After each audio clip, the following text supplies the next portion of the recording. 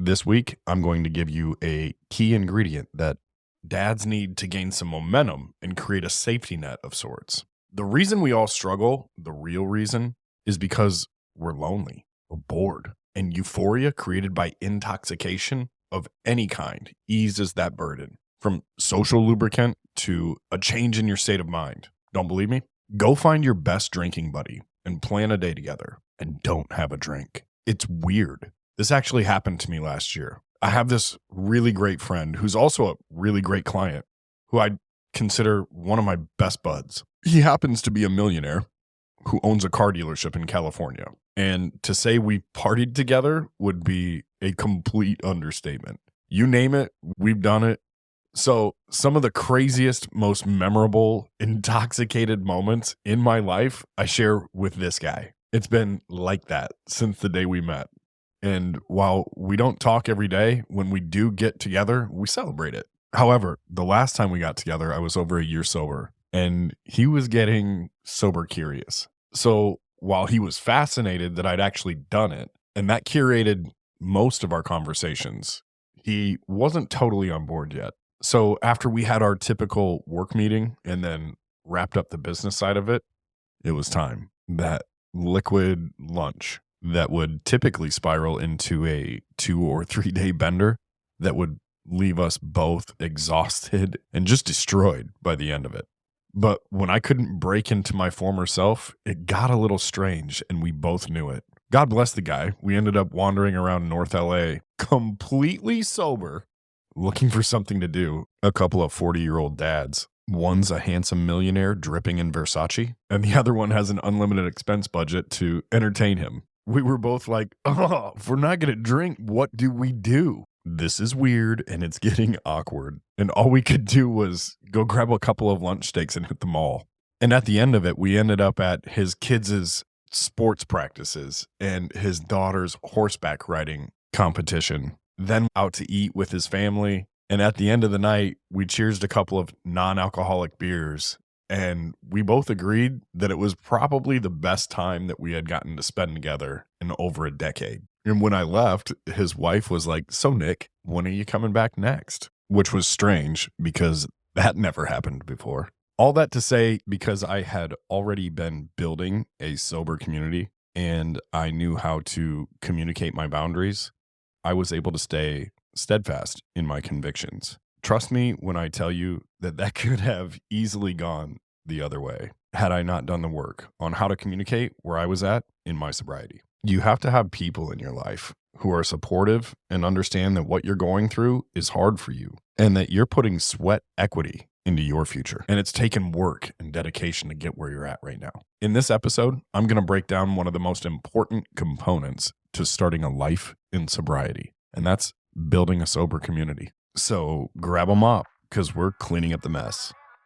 Has life gotten off track? Are you looking for some inspiration to be a better dad? People say all the time, I'd die for my kids. Okay, but would you live for them? Actually live? Get yourself healthy? Make better choices? Eliminate distractions? Would you lead them more intentionally? Would you get sober? Take better care of yourself, physically and mentally. You'd only have to die once. Your kids don't need you to die for them.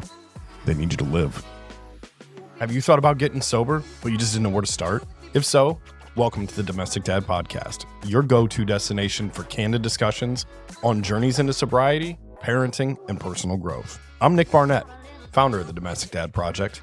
I've been a dad since I was 18 years old. I'm also a trauma survivor, an alcoholic, divorced, happily remarried, hardworking, humbled by life, domestic dad.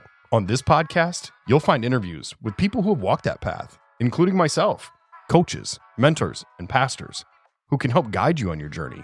You're going to need resources and inspiration. You can find that here. This is the community for you to lean into so you can start living life as a domestic dad. So let's grab a mop and start cleaning up the mess. Here are 4 key components to building a sober community. You ready? Step number 1, talking with your family.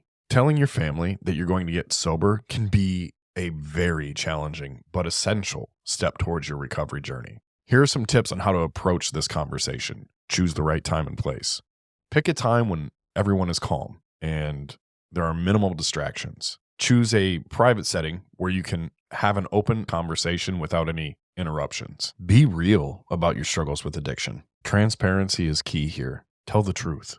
You've lied to yourself and everyone else enough up until this point. It's okay to let go of that and just be vulnerable with your family to start. Share your reasons for wanting to make a change. For me, that was a obvious conversation. I had spent the last several months with heartburn, vomiting, shaking, sweating, despondent, depressed, full of anxiety. It was hard for me to get out of bed in the morning. I woke up hungover every day. I wasn't productive with my work. My body was starting to shut down. I wasn't present with my family. I couldn't sleep through the night. It was tough. All kinds of just terrible things going on, but it's different for everybody. Let them know that this comes from a place of self-awareness and desire for a better life for you and for them. Everyone wants this for you. And whether you know it or not, they've all been praying for you to get here for a very long time. The next thing that you have to do is express your commitment. Assure your people that you're committed to this, that you're seeking help and support to make positive changes in your life. Let them know that you understand the impact that your drinking or your addictions had on them.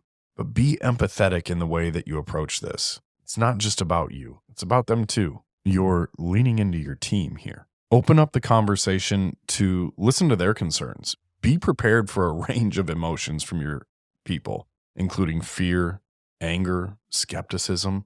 You've done this before. Listen attentively to their concerns and validate their feelings. Let them know that you understand their worries and that you're committed to addressing them through your actions.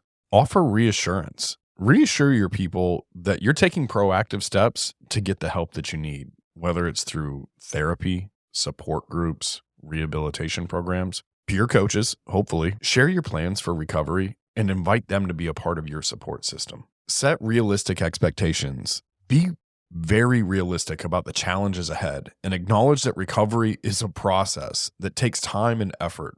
Encourage your family to be patient and understanding with you as you navigate this journey together. And just a side note here, it doesn't take that long.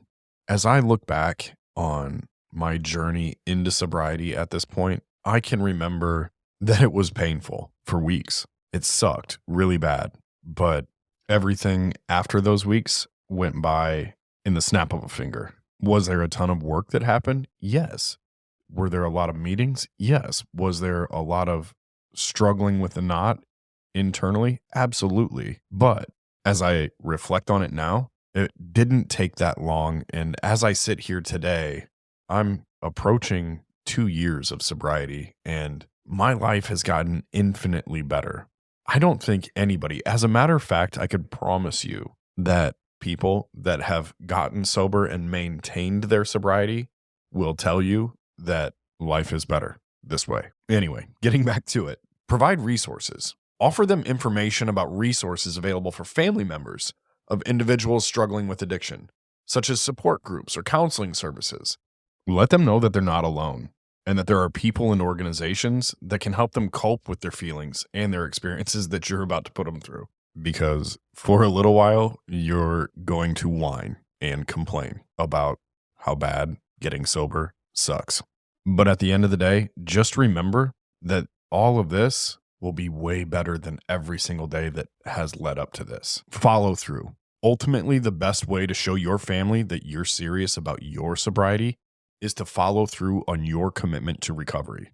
Stay accountable, seek support when needed, and demonstrate through your actions that you're dedicated to living a happier and healthier life with them. By approaching the conversation with empathy, honesty, and a willingness to listen, you can help ease your people's concern and lay a foundation for a supportive and understanding relationship as you embark on your journey into sobriety. The other thing that you have to remember here internally is to take the cape off. You can't help any of them until you help yourself. Step number 2, find an accountability partner. Identifying the best accountability partner for sobriety can vary depending on individual preferences and needs. However, some of the characteristics to consider when selecting accountability partners are as follows. Someone you trust implicitly. who has your best interests at heart and will keep your conversations confidential. Look for someone who's empathetic and understanding, someone who's reliable and consistent. Remember, you want them to pick up the phone or respond to a text when you reach out. Someone who has experience with sobriety. Consider partnering with somebody who has their own personal experiences they've gone through in terms of recovery and sobriety, as they might have valuable insights and empathy based on their own journey. Choose somebody who is a good listener and can offer support and encouragement without dominating the conversation. Seek someone who shares similar values and sobriety goals. This can foster stronger connection and mutual understanding. Ensure that your partner respects your boundaries and understands the importance of maintaining a healthy and balanced relationship. How do I say this? You don't want somebody who's going to try to date you or take advantage of your relationship. Look for someone who is a positive influence in your life and can motivate you to stay on track with your sobriety goals. Ultimately, the best accountability partner for sobriety is someone who is supportive, understanding, and committed to helping you achieve and maintain your recovery journey. Whether it's a close friend, a family member, a sponsor, or a fellow member of a support group, I highly recommend peers who have been through something similar. Myself, I really leaned into my wife and my mom because my mom is the best coach I've ever had in my life. And my wife was going through it with me and knew how important it was for me to stay sober. And she did the same. The key here is to find someone who you feel comfortable with and has skin in the game, who can provide the support and encouragement that you need along the way. Step number 3, get the apps. Sobriety apps like I Am Sober offer various benefits to individuals striving for sobriety. It did for me anyways. They have features like daily accountability, milestone tracking, reminders, and notifications. It's just really nice to get a reminder that, hey, you're 17 days. Hey, you're 28 days. Hey, you just hit a month. You just hit 6. You just hit 9 months. Those are great things to strive towards in the beginning and get you little screenshots along the way while tracking it down to the second. They offer things like community support and personalized resources. These things are like having AA in your pocket, which is invaluable in those moments where you would typically get on social media and see where your friends are drinking and get triggered or have euphoric recall and go down memory lane and think, I'm missing out. Instead, these things align with where you're at and how many days you have logged into sobriety. And they show you a social media feed, if you will, of users from people who are in the exact same day that you're in. And you can go in there and read what other people are going through. And I kid you not, it is so on point. Every single time I go in there and look at it, or when I went through it, this was where I spent a lot of time on my phone in the beginning of sobriety. And it was unprecedented how on par everybody else was in what they were going through, from physical changes in their bodies to mental things that they were going through and how badly they wanted to have a drink, or on the other side of it, how proud they were of themselves for getting to this point. It's extremely encouraging, and I think that you really need to take a look into the apps, especially the one that I used was I Am Sober. There's also a place in there where you can write down your pledge to yourself, which is all of the things that you want to achieve in sobriety and what you want to do once you do achieve it. There's even a place where you can include pictures for reasons. Mine, if you haven't been able to guess, all include pictures of my family, my wife, my children, all of the beautiful things in my life that I didn't want to lose. There's another spot in there where you can write down how much money you spend on alcohol. Don't lie to yourself if and when you fill this out. Be real about it.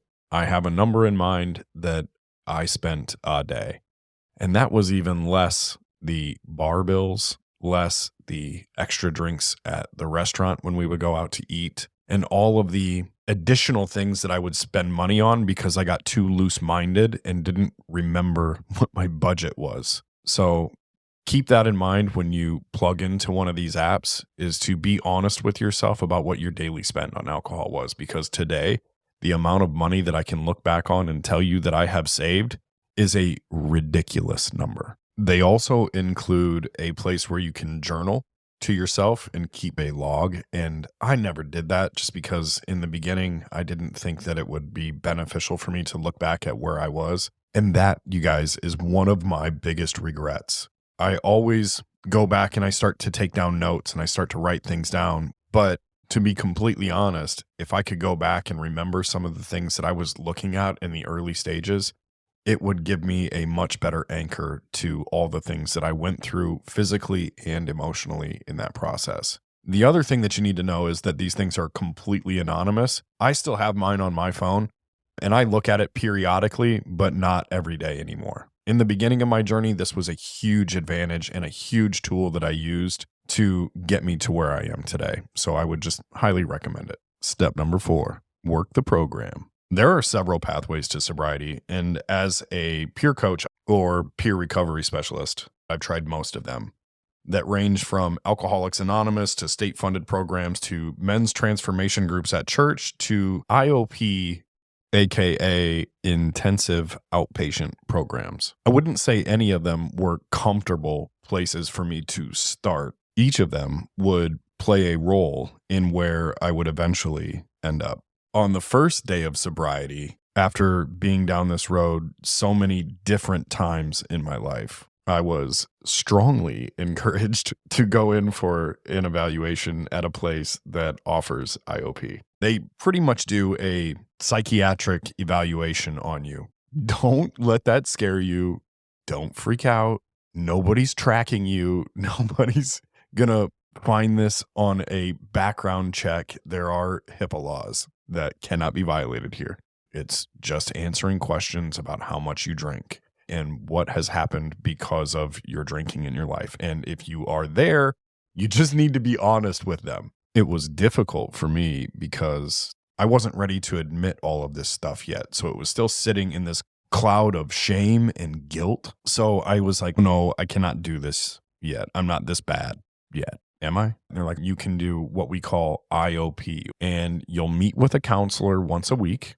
And we would recommend that you do 3 days a week, 3 hours a night of group sessions led by a counselor, to which I was extremely reluctant. But I have to tell you, it was an awesome experience because you meet other people that are going through different things and you really learn a lot about how to process what you're going through. And you start to figure out that you're not alone. I learned a lot about setting goals and learning about what I was going through and just a whole lot of different things. The other thing that it did for me was it gave me skin in the game. Let me unpack that a little bit. 3 hours a night. So when I would come home from a 3-hour session at IOP, I had been away from my family for 3 hours that night. And my wife would say, hey, what did you learn? And remember, my wife is one of my accountability partners. I could go through some of that stuff with her. And because it was for such a long duration at a high frequency of days during the week, it really gave me a foundation of you've invested this much time into your sobriety and away from your family, stick with it. The other things that I had done in my process was that I had a really good life coach that recommended to me that I get with somebody who I trusted and had been through what I was about to go through to meet with on a fairly regular basis. And this gentleman was somebody that I met at one of the men's transformation groups that were offered through my church at one point. And I still, to this day, meet with him every Friday morning for coffee. And he infuses my life with faith, a lot of scripture that helps me process the things that get put in front of me. At this point in my life, I have built such a robust sober community that every single day of my life, I could call and catch up and talk with somebody different. Literally a different day for every day of the month that I could call and just check in on somebody. And it feels good to be the person that's checking in with someone and be part of somebody else's sober community. And that's a nice way to live. All that to say, start now. Talk with your family. Find an accountability partner. Find several. connect with the apps and get involved in these programs, because all of these things will help you create and build your sober community. If you're hearing this message, you've listened to the entire episode, and for that, I want to thank you with all my heart. I hope you enjoyed it. And if you did, please leave us a review on Apple Podcasts or Spotify. It really helps us out.